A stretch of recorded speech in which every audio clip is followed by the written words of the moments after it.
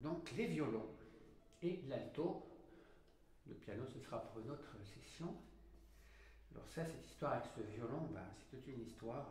Il a été recollé par mes soins, trouvé dans pièces détachées, dans une maison de retraite. Enfin bon, il était pas signé. Voilà, donc j'ai tout refait. Bon là, le vernis n'est pas fini. Vous voyez, là, bon, c'était un essai. Donc vernis nitrocellulosique que j'ai essayé de fabriquer. Bon, l'alto, je vous le présenterai tout à l'heure, enfin je vais le présenter maintenant. Voilà, lui aussi il est en mode. Voilà, le fond a été refait. Il est en train d'être fini. Voilà, il y a le ponçage encore à faire, donc c'est une première couche de vernis. Là, le devant n'était pas très beau, donc j'aime pas les vernis en fait des pieds récents. Enfin, je trouve que ces vernis sont trop foncés, que le bois n'est pas. Ils essayent de le faire vieillir, mais vous voyez, là, j'ai fait carrément le vernis brut, et vous voyez, ça fait très très vieux, quoi. Enfin, bon, il n'y a pas de. Alors, quelle est la différence entre un alto et un violon? Alors, déjà, la taille. Là, on voit quand même bien la différence de taille. Bon, ça, c'est vrai que c'est un alto quand même assez grand, ça fait 42 cm. Ça, je pense, c'est un violon standard. Vous voyez, ils sont pas très grands, alors ils sont aussi plus épais. Et la forme, on voit, n'est pas tout à fait la même. Bon, il y a plusieurs formes d'alto, de violon aussi. Je trouve que d'alto, il y a plus de variété quand même dans les formes. Alors, on ne reconnaît pas l'alto, mais l'alto, finalement, c'est l'instrument le plus cher au monde, l'alto, puisque le McDonald's, par exemple, c'est un Stradivarius, est estimé à soit 55 millions de dollars. Voilà, et les plus beaux violons, ils ne dépassent pas les 10 millions, ce qui est déjà énorme. Alors, on ne paye évidemment pas le son du violon, on paye la facture surtout, et la rareté de l'instrument, la beauté aussi de la fabrication, parce que c'est tout un art de fabriquer un violon. C'est des heures et des heures de travail, de choisir des journées, des mois, je devrais dire.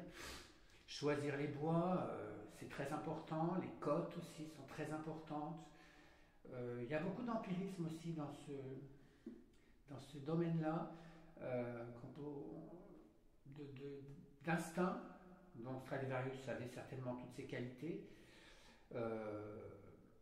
Alors il faut savoir que les instruments Stradivarius, ce sont des instruments à la base baroques, c'est-à-dire qu'ils sont faits pour la musique baroque.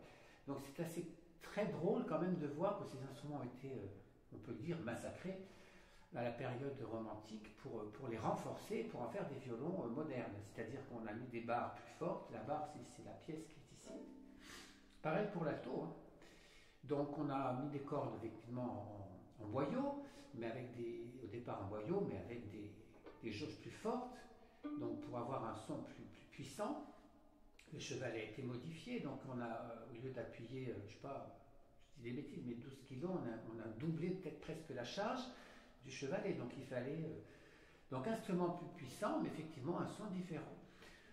Il y a des instruments, on peut très bien écouter des versions baroques, hein, on voit la différence entre le violon baroque et le violon moderne. Il n'y a pas que ça, il y a l'archet. Alors l'archet, c'est la petite. J'essaie de le prendre sans faire. Oui, c'est un archet, ça.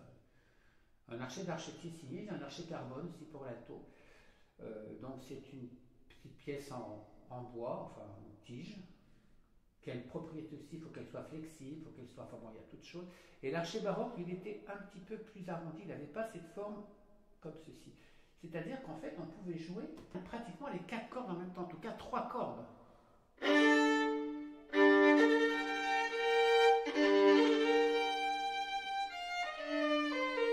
Voilà. Et puis comme on a une pression quand même différente, on peut faire sonner ces 3 cordes. Alors ça a plein d'avantages, la musique baroque. Contrairement à ce qu'on pourrait croire, les violons sont plus faciles à jouer, c'est un peu comme les pianos. Hein. Donc il y a tout un répertoire très très véloce, donc c'est beaucoup plus dur de jouer du violon moderne, faire du Castellano di Vivaldi par exemple. Donc ce que je vais faire, je vais vous jouer sur chaque corde pour que vous entendiez bien la différence du son. Commencer par la corde de sol, la corde caractéristique du violon.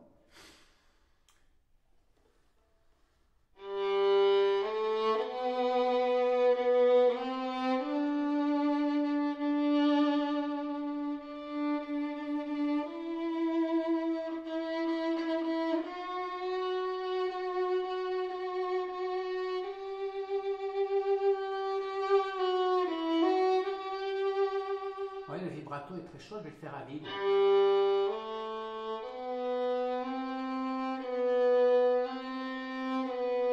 Maintenant, la note sportive.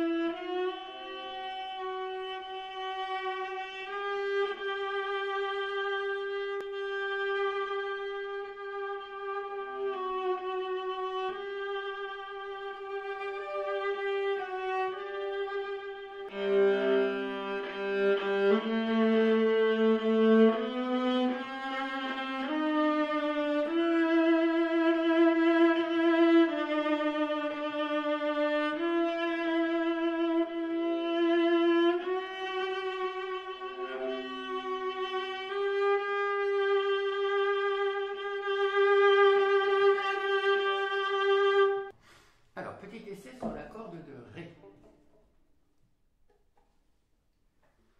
Oui, normalement, il faut une mentonnière pour mettre ici, pour ne pas abîmer déjà le vernis.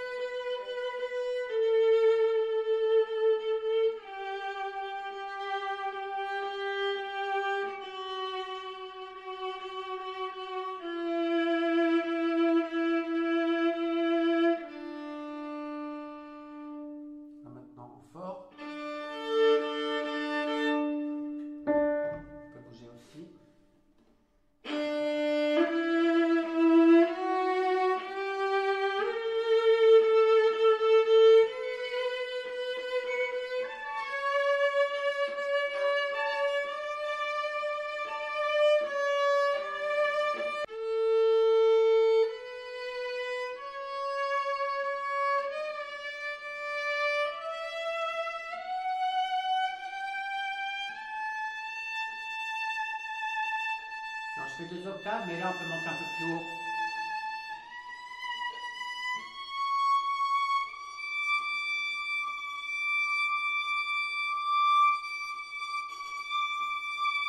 Pareil, on sent que je pourrais faire mieux et je n'y arrive pas. Je vais jusqu'à Ré.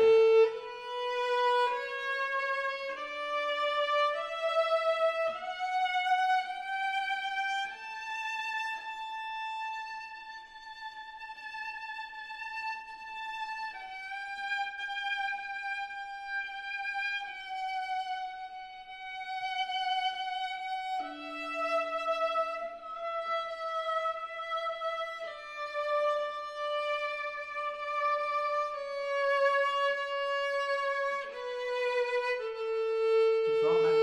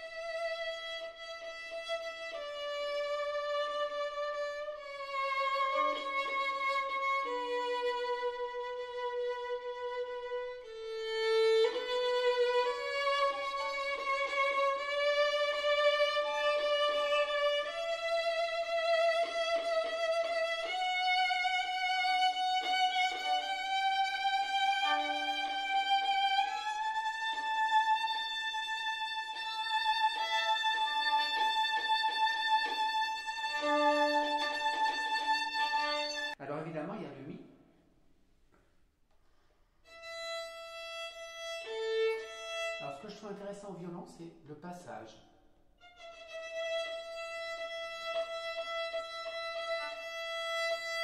Il n'y a pratiquement pas d'écart.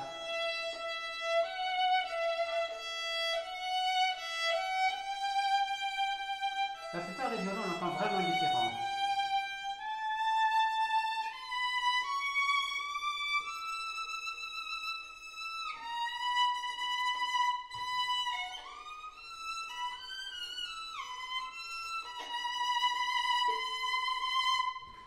Alors c'est la fameuse corde chanterelle.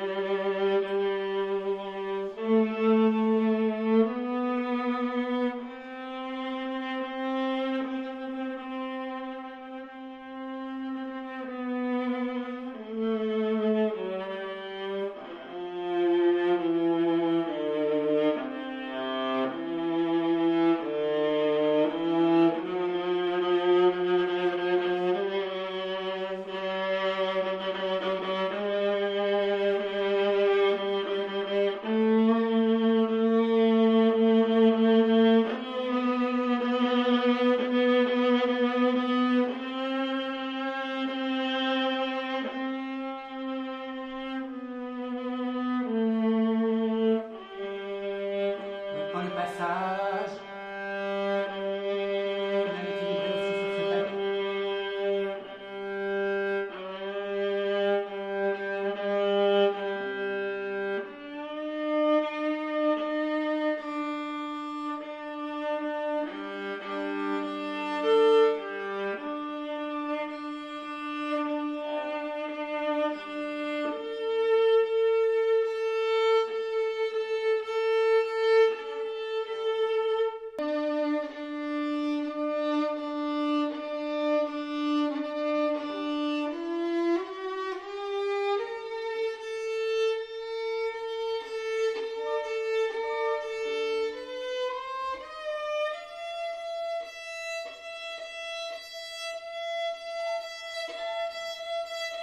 Donc voilà, on a présenté donc violon et alto, je les remonte.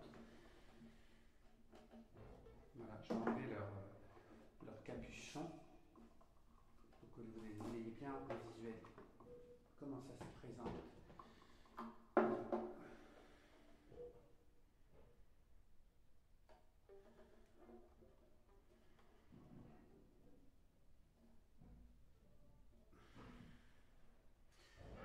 Bon, ben merci pour cette vidéo. Ben, si vous avez aimé, vous pouvez mettre un petit j'aime.